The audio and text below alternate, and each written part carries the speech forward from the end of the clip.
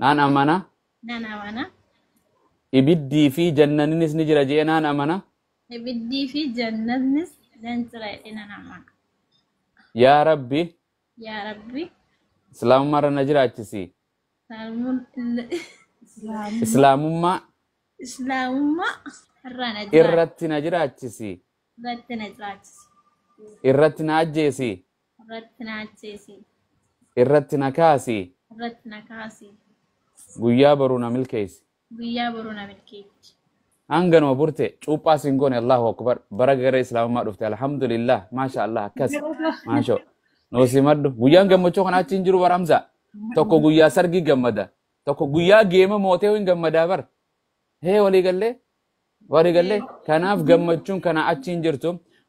yesuus kiristoos hin ganne beeke takkitana yoo yesuus hin gante islaama ta'uu hin dandeessu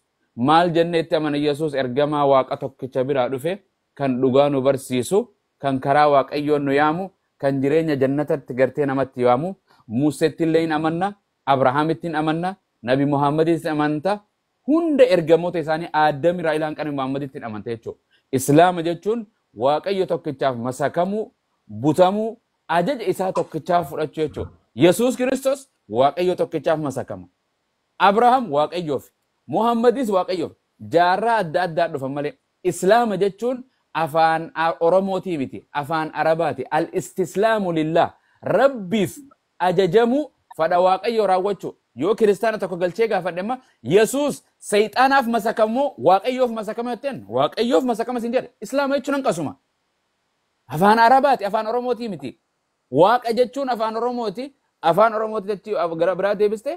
maqaa biraattaa waliigallee kanaaf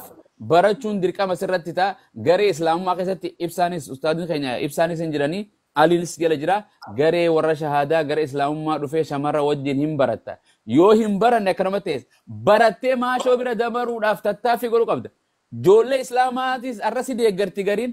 boru sirratti duulti barattee quraana barattee shaffanattee jaabbattee dhiisaa waan akkanaa gaafatti gorsitu uskaleessa bara 2025 abbuma jedhan akkanatti hamilee si cabsan kanaa miti islaamummaa dhalatanii nabi muhammad waggaa 40tti ergamee beekumsa addunyaa kana hunda rabbii isa barsiisee addunyaa kana leellisee biliyoonii hordofa yesuus kiristoos waggaa 30tti ergame abrahaamis akkanumatti ergame walii gallee waan asiin dura hin laalamu islaamummaan si qulqulleessite alhamdulillah haadhaa fi abbaa keetii tola oolu abbaan kan kee abbaa kiyyan ta'u abbaan kan kee amantii fadhu waaqeffata fadhu ortodoksii fadhu pheenxee haa ta'u sanum sabni keetis araba ta'uu hin danda'u arabni saba keetiin faranjiinis suudaanis amaarinis sabni kee oromo biyyi teetis ameerikaa suudii miti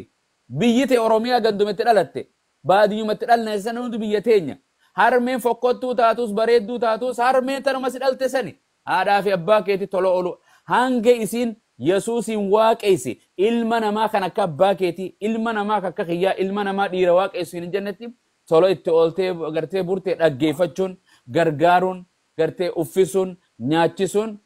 irraa qulqulleessuun haadhatante dirqama kan kee karabbiin eega waaqayyoof abboomamanii abboomii kurnan keessatti wangeela keessatti haadhaa fi abbatti tola oolaa jira akkasuma quraana keessatti gartee rabbiin wawassayna al-insaana biwaalidayhi ihsaana hamalatuhu ummuhu alaa wahnin bara haadhaa fi abbaaf tola oolaa jennee dhaamne jedha gartee ba'aa abbaa kee daran gartee gaafa gartee gadaameessaa keessa jirtu deeydiya haqqisuudhaan nyaanni gadi hin dabru ji'a 9 si baadhattee eega si fiddee irratti udaantee irra fincooftee sirraa qulqulleessitee waan abbaan kan kee goone gootee bar qooda 75 qabdi gartee islaamummaa keessatti haadha saniif tola oolii uffil jedhin maaloo maal jetti isheen tun hin jedhini dullatti tan hin jedhini tola itti oolii sin jedhe haadhaa fi abbaa keetitti kanaaf jabaattee barachuu qabda arruma islaamummaa seentee waa hundan barattu maashoo teenya burtee teenya walii gallee arruma dhalatee namni miilaan deemee abbaa harmeen jedhu suuta keessa afaan oromoo kana haadhaa fi abbaa irraa baratee afaan oromoo dhalatee afaan oromoo dubbachuu eegale walii gallee akkasuma mana barumsaa tokko seentee waggaa 12 barattaa iskuul waggaa 12 waggaa 2 miti sa'a 2 miti ji'a 2 waggaa 12 barattee eebbifamta namni haa iskuuliin eebbifama jiru waggaa 12 barachuu qaba malee kutaa 10tti sin eebbisan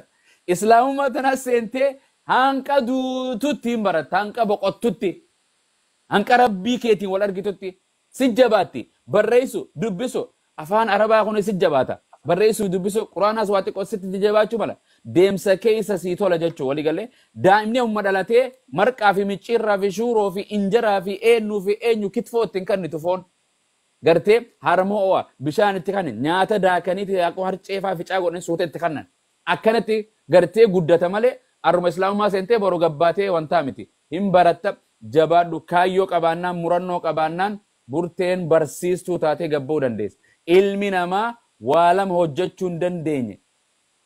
namni waan inni godhuu hin dandeenye lubbuu boqotte biyya lafaarraa deebisuu hin danda'u nabiyyii fi abbaa fadhaa taatu rabbiin yoo ayyameef malee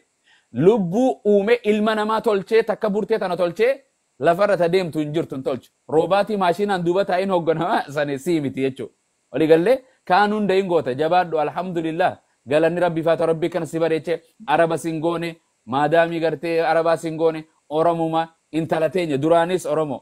intala oromooti duraanis shamara oromiyaa waliin arra islaamummaa waliin arganne rabbii tokkicha waliin arganne alhamdulillah rabbii si qulqulleessa wallahi hedduun keenya hin hawwina bakkatee tana bu'uudhaaf maal jennaan al-islaamu islaamummaan tu waan asiin dura cubbuu hunda namarraa sarrasti jedha nabi muhammad hunda isidhaa sirraa sarraste jechuudha si qulqulleessee galmee waraqaa haaree akkanaata rabbii hojii banatte jechuudha waan ati hojjettu gaarii fi hamtuun tantee galgala kanarraa si barreeffamti tan hamtuurraaf baqattu si haa godhu inshallah jabaadhu jiruu bareeddu biyya sani jiradhu keeysaan si dhufanii si arrabsan barsiisotaa si arrabsaa daaqonotaa waa siin jedha gana si dhufanii si qabanii islaamummaan ban nabi muhammad akkana kanaan waa takka jijjiiruu hin danda'amu naman waaqeessuu jedhinan nabi muhammad hin waaqeessuu yesuus hin waaqeessu abrahaam hin waaqeessu malaa'ikaan waaqeessu sayxaanan waaqeessu waaqa tokkicha sayxaanaa fi jinnii fi yesuusii fi maariyamii fi muhammad uumama kana hunda argamsiise isa san qofaa fi butama isa qofaan kadhadhaa jedha yesuus kiristoos yoo barsiisu kadhannaa isaa maatiyos keessatti yoo barsiisu 5:10 maal irratti luqaas keessatti yoo barsiisu yaa abbaa keenya yaa uumaa kiyya jechuun abbaa jechuun uumaa jechuu beeka abbaan qalama kanaa eenyu hamzaa yoo siin jedhe abbaan qalama kana kan dhuunfate eenyu jechuu bar abbaan makiinaa kana abbaan ilmoo tanaa eenyu jedhe akkasi malee abbaa yeroo jedhu yesuus kiristoos uumaa keenya yaa isa waaqarra jirtu gartee aangoon siif haa taatu mootummaan siif haa ta'u jaalalli kan kee haa ta'u lafaa fi waaqarratti isa kadhadhaa jedhe isa san malee kadhannu islaamni nuti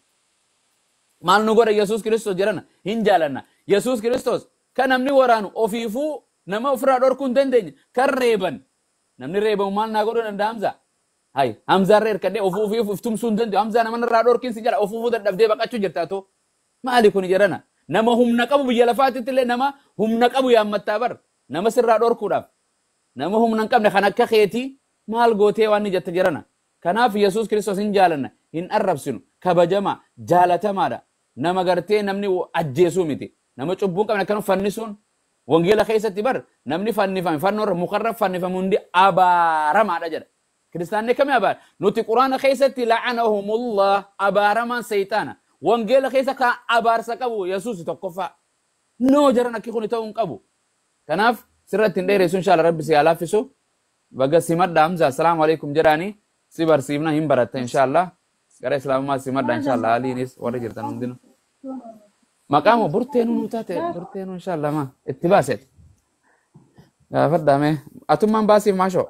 maqaa kam jaalatti ijoollee biyya islaam gandiirraa dhufte gaate oromiyaa keessatti geeleen ta'e go'addanyaan ta'e namni ati jaalattu dubartiin kabajaa qabsaafuu qabdu kan maqaa isii jaalatti